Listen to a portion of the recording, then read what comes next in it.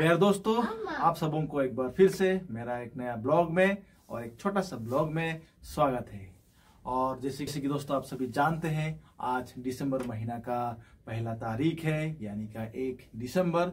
और ये जब भी ये दिसंबर आता है, जब भी ये 1 तारीख आता है, हम लोगों का मन में खुशी का कोई ठिकाना नहीं रहता है, क्योंकि इस महीने में हमारे उद्धारकर्ता प्रभु यीशु मसीह का जन्मदिन को हम लोग मनाते हैं इस महीने में 25 तारीख को।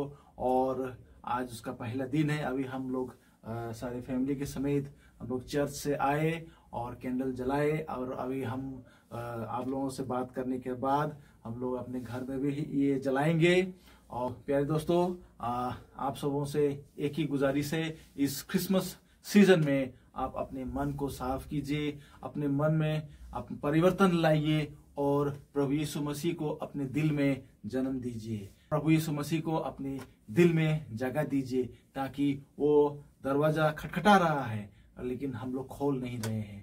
तो एक ही अनुरोध है आप लोगों से, अपने मन के हृदय के दरवाजे को खोलिए और प्रभु यीशु को अंदर आने दीजिए, और एक साथ में हम लोग ये क्रिसमस सीजन को बहुत ही खुशी से, आनंद से मनाएंगे और खुशियां बांटेंगे और बटोरेंगे।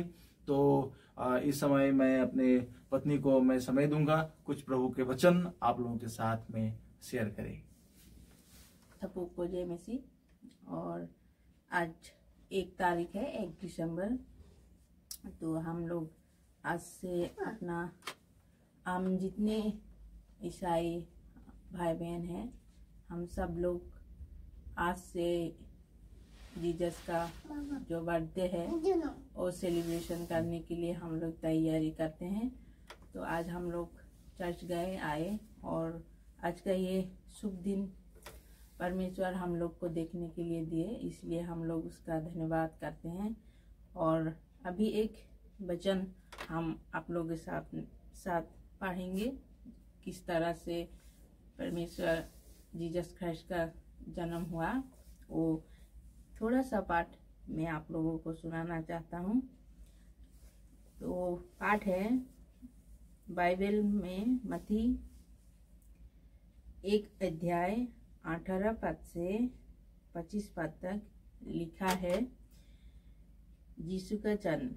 यीशु मसीह का जन्म इस प्रकार से हुआ कि जब उसके माता मरियम की मंगनी यूसुफ के साथ हो गई, तो उनके इकट्ठा होने से पहले ही वो पवित्र आत्मा की ओर से गर्भवती पाई गई। उसके पति यूसुफ ने, जो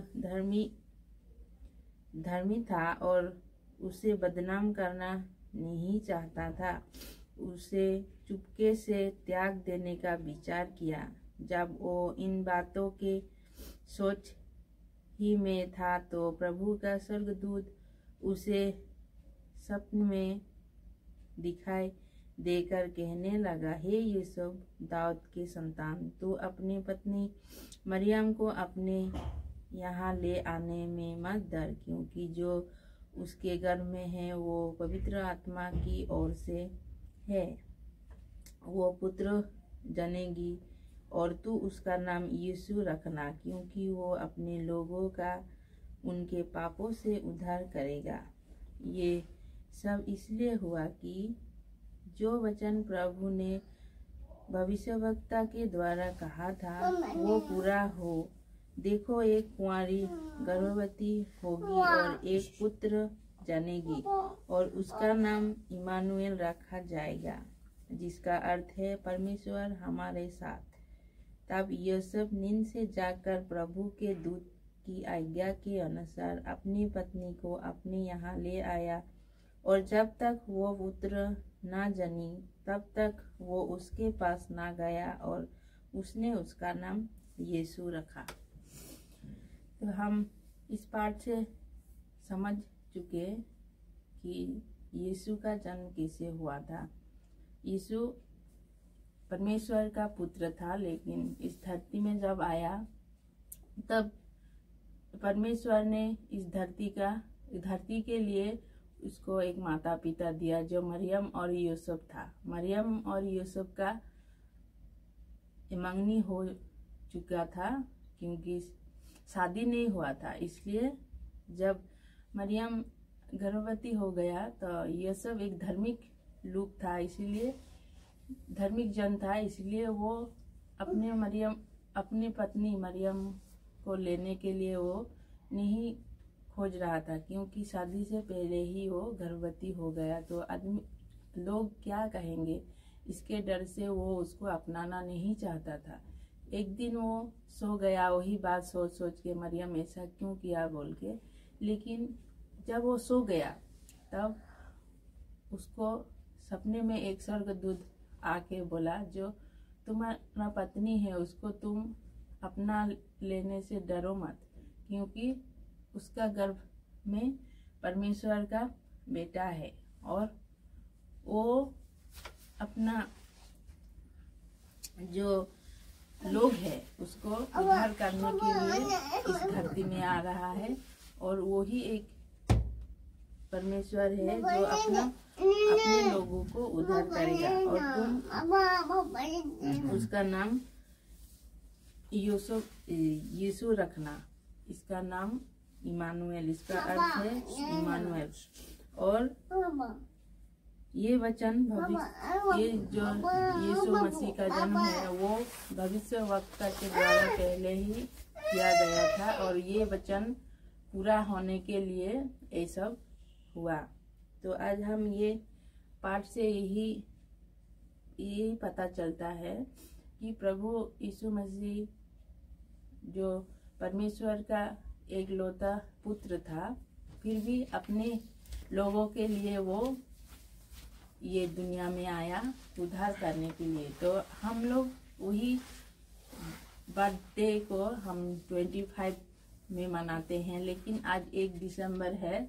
तो इस महीने में हम लोग उसका आगमन का, उसका जन्म का पूर्व का वो क्यों आया, वो हम लोग घर घर में उसका जो बाइबल का जो वाणी है वो हम बिलाते हैं और लोगों को बोलते हैं कि यीशु क्यों आया ये जगत में, उसका जन्म कैसे हुआ। तो हम लोग ये वाक्य के द्वारा हम लोग अपना मन को परिवर्तन करें, क्योंकि 2000 साल पूर्व ही यीशु मसीह का जन्म हो चुका, लेकिन हम लोग उसका बर्थडे क्रिसमस मनाते हैं। लेकिन वो अभी यहाँ नहीं जन्मेगा, वो हम लोग का हृदय में जन्मेगा।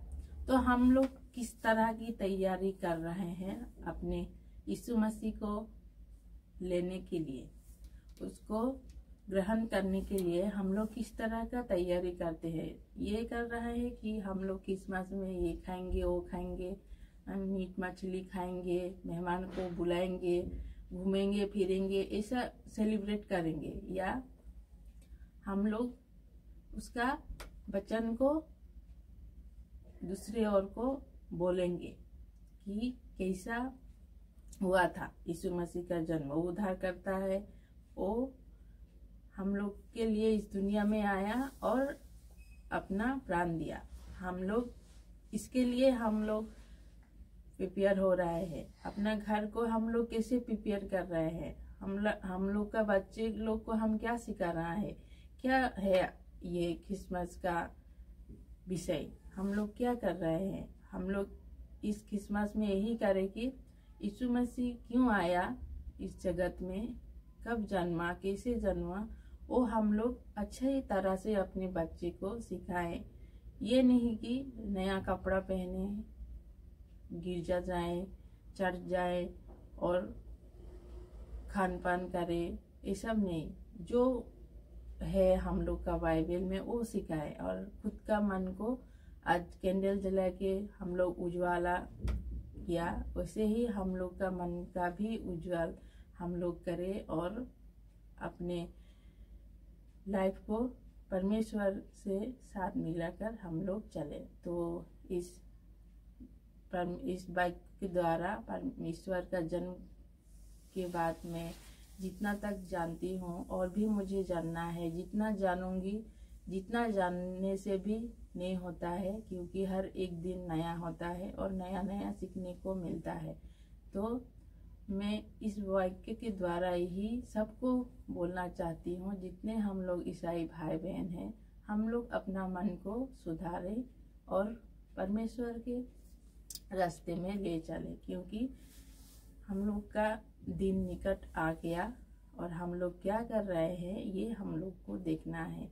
तो प्यारे भाई और बहनों, मैं इस क्रिसमस के सीजन में आप लोगों को यही बोल के मेरा ये जो परमेश्वर पिता का पुत्र यीशु का जन्म है वो आप लोगों के साथ में शेयर किया।